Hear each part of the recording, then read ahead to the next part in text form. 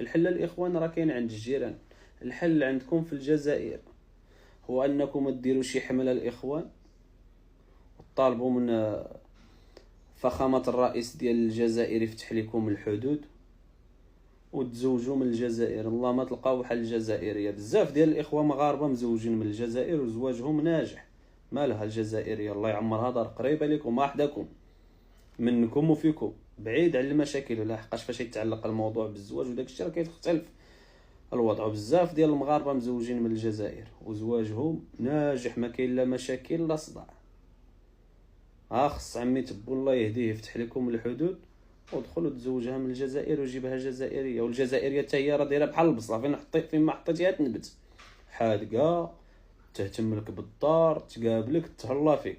الحل هو انك تشوف كي دير تجيبها من الجزائر، وراه ما غتلقاش بحال الجزائريه. الله يعمر ليهم الدار والسلام.